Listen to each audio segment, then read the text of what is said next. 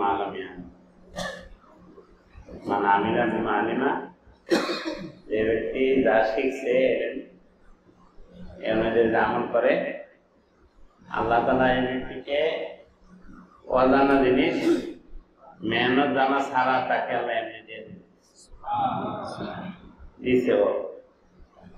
নবীদের ইলমের সিলসিলা দেখলে রাসূল সাল্লাল্লাহু আলাইহি ওয়াসাল্লাম কোনো প্রতিষ্ঠানে করছে না, কোনো প্রতিষ্ঠানে নবীর পড়ালেখা নাই, অক্ষর জানে না। বুখারী শরীফ প্রথম খণ্ডে কিতাব সুলাতে হাদিস সুলে হুদাইবিয়ার ঐতিহাসিক ঘটনা হাদিসে বুখারী শরীফে রাসূল সাল্লাল্লাহু আলাইহি ওয়াসাল্লাম চুক্তি করতে গিয়া আল্লাহর নবী আলী রাদিয়াল্লাহু তাআলা আনহু হুজুর সাল্লাল্লাহু আলাইহি ওয়াসাল্লামের নাম লিখতে গেলে ছিল মুহাম্মদুর রাসূলুল্লাহ।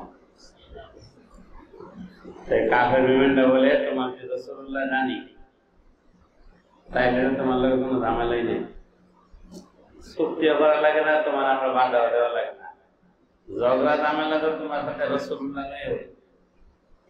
এখন এই রাসূলুল্লাহ লেখা থাকলে আমরা তোমার সাথে কোনো চুক্তি করবো না। যে কথা লইয়া তোমার সাথে আমাদের সমস্যা, আবার এই কথা লেখা তো চুক্তি হইতে পারে না। সুতরাং রাসূলুল্লাহ কাটতে হবে। রাসূলুল্লাহ কারো কি লেখো? মুহাম্মদ ইবনে আব্দুল্লাহ। মুহাম্মদ ইবনে আব্দুল্লাহ লেখো, মুহাম্মদ রাসূলুল্লাহ লিখতে পারবে না। রাসূলুল্লাহ তোমারে মানলে আমরা তো কোনো ঝামেলাই নেই। তুমি মানুষ হবালা, লোক হবালা, কত সুস্থ করবে আমরা আগেই জানি, কিন্তু একটা না আমরা মানি না, এটা তুমি রাসূলুল্লাহ মানি না। নাউযুবিল্লাহ। হুজুর সাল্লাল্লাহু আলাইহি ওয়াসাল্লাম ওই সময় হযরত আলী রাদিয়াল্লাহু তাআলা আনহু বলছে, আলী উমহু রাসূলুল্লাহ। বুখারী শরীফের হাদিস। তুমি রাসূলুল্লাহ শব্দটা মিশালা। আলী এক বর্ণনায় আমরা দেখাই দাও রাসূলুল্লাহ কোন জায়গায় লেখা, আর এক রাওয়ায়াতে সাফ সাফ আল্লাহ রাসূল বলছে আলী, আল্লাহ নবী বলছে ফাকাল্লি আলী উমহু রাসূলুল্লাহ। আলী তুমি রাসূলুল্লাহ শব্দটা মিশালে। তো হুজুর সাল্লাল্লাহু আলাইহি ওয়াসাল্লাম এর উত্তরে আলী রাদিয়াল্লাহু বলছে, ইয়া রাসূলুল্লাহ, আমি আব্দুল মুত্তালিবের নাতি আবু তালেবের গোলাম। যে কলমে রাসূলুল্লাহ লেখছি, আলী এই কলমে রাসূলুল্লাহ কাটতে পারে না। যে কলমে আমি রাসূলুল্লাহ লেখছি, এই কলমে আমি রাসূলুল্লাহ কাটতে পারব না। দুনিয়া একদিকে গো, আরেক দিকে যাইব। রাসূলুল্লাহ লেখছি, এটা আমি কাটতে পারব না।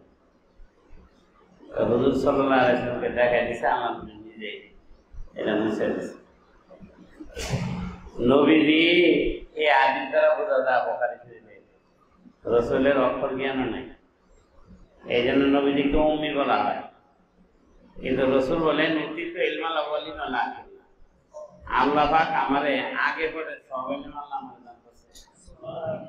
আগের ইলম আমার কাছে আছে, রাসূল পরের ইলম আমার কাছে আছে। কিয়ামত পর্যন্ত অনেক সুসংবাদ নবী দিয়েছে। কিয়ামতের মাঝে কি বইল দিয়েছে, কিয়ামতের বিচারে কি বই তাও নবী দিয়েছে, পরকালে কি হবে তাও আল্লাহ রাসূল দিয়েছে। তাইলে এই যে ইলম উতিতু ইলমাল আউয়ালিন ওয়াল আখিরিন, নবী ইলম করতে পারলো, তা আল্লাহ রাসূলের এই ইলম ওইটা ইলমে লাদুন্নি ওয়াহাবি রব্বানি। এই ইলমে লাদুন্নি ওয়াহাবি রব্বানি এই বিরাসত, এটা নবুয়তে, এটা ইলমে লাদুন্নি ওয়াহাবি রব্বানি। নবুয়তের মিরাজ এটা, ইন্নামা ওয়ারাসাতুল ইলম, আল উলামা ওয়ারাসাতুল আম্বিয়া, ইন্নামা ওয়ারাসাতুল ইলম। আলেমগণ নবীদের ওয়ারিস, কিসের ওয়ারিস? ইন্নামা ওয়ারাসাতুল ইলম।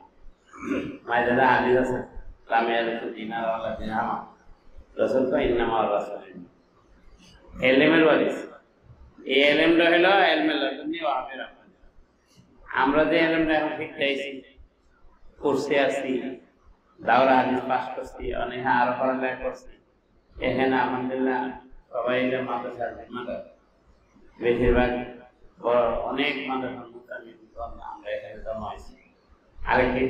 আরেক স্তর উপরে আছে শিক্ষকও, আবার শিক্ষকের উপরে স্তরে শিক্ষক চালাই আমরা, শিক্ষকও আবার শিক্ষক চালাই। এই যে এই মর্যাদা, এই যে অর্জন হইল, এই যে অর্জনটা, এটা